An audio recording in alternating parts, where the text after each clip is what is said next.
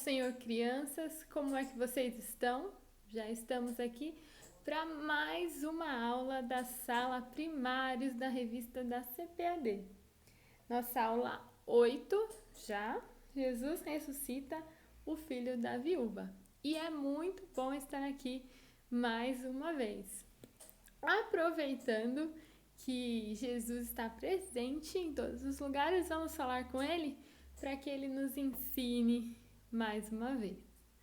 Senhor Jesus, nós te agradecemos pela oportunidade de aprender mais um pouco sobre a tua palavra. Guarda, Senhor, toda essa mensagem nos nossos corações.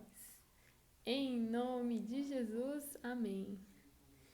Então, vamos lá, mais uma aula 8. Jesus ressuscita o filho da viúva. Toda essa revista, ela vai ensinar milagres que Jesus operou enquanto esteve aqui no seu ministério aqui na Terra.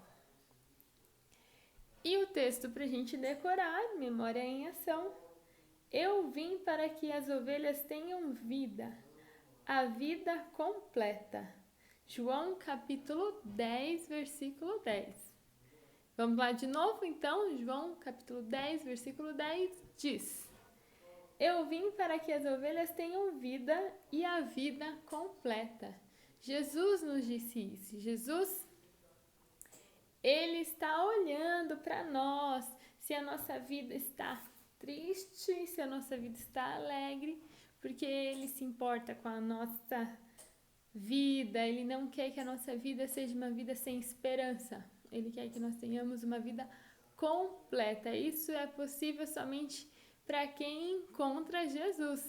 Então, para a gente ter uma vida completa, a gente precisa ter Jesus na nossa vida.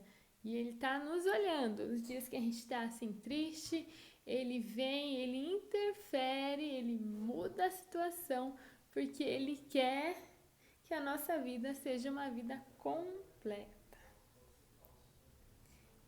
Esse texto que nós vamos aprender hoje está escrito no Evangelho de Lucas, no capítulo 7. É um texto curtinho, do verso 11 ao 17.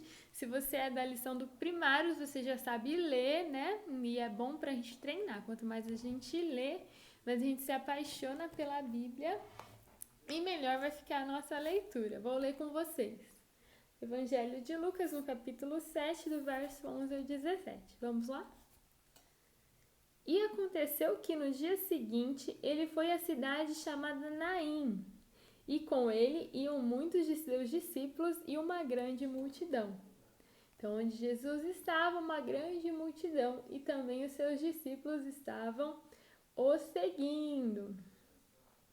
12. E quando chegou perto da porta da cidade, eis que levava um defunto, filho único de sua mãe, que era viúva. Com ela ia uma grande multidão da cidade. Então, uma outra multidão encontra Jesus, e era uma multidão com uma mãe que tinha o seu filho morto. Ele, no texto aqui que eu li, fala que era um defunto.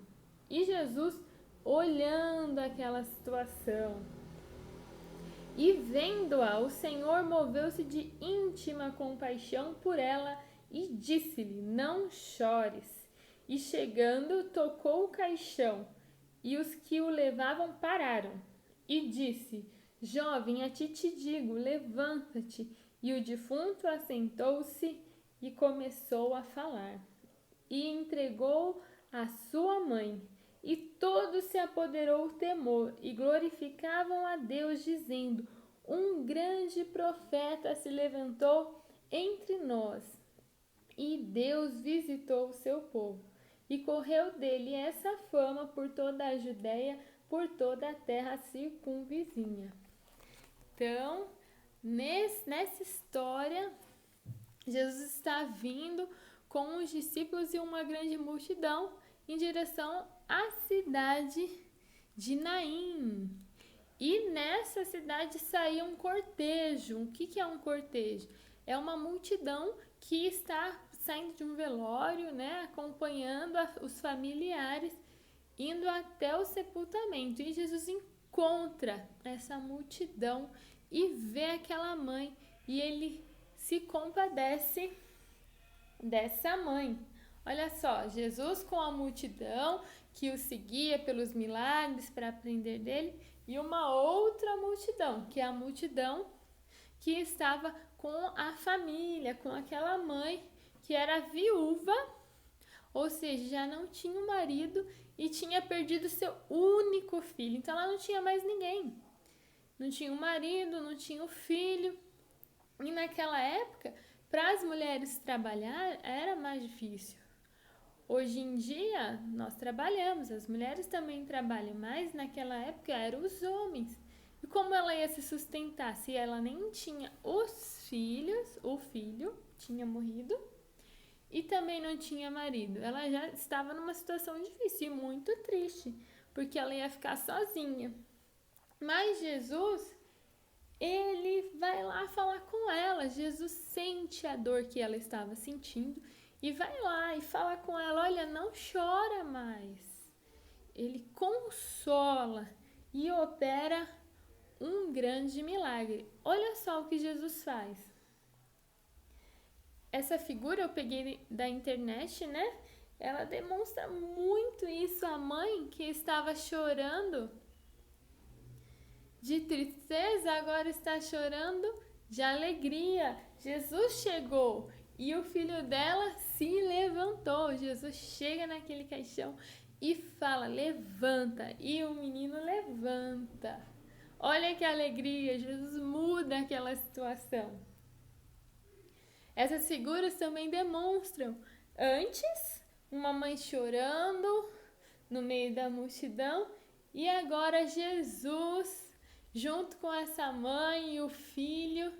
Então, Jesus, quando veio e nesse ministério operou muitos milagres, ele demonstrou que ele tinha todo o poder sobre a morte, o poder de trazer de volta à vida alguém que estava morto. Somente Deus, né, pode fazer isso. Então ele era verdadeiramente o Filho de Deus, mas também dá uma lição para nós. Nós somos seguidores de Jesus e nós temos que olhar, sempre olhar as pessoas. E quem está triste precisa ser consolado. Nós podemos orar. Nós, hoje em dia, estamos em casa pela pandemia. E essa pandemia, esse vírus, traz também mortes. Tem famílias que estão em luto. Então, nós podemos enviar uma mensagem de carinho, orar pelas famílias. E isso é ser Jesus para as pessoas, porque nós temos que imitar Jesus. Então, é olhar, se tiver alguém triste, o que a gente puder fazer, vamos fazer. Ou, se tiver alguém com falta de alimento nessa pandemia, né, com falta de alguém para cuidar, a mãe tem que trabalhar, não tem quem fique com essa pessoa. Então, se a gente pode ajudar, vamos ajudar. Isso é ser Jesus. Jesus muda a nossa realidade, ele muda a nossa situação.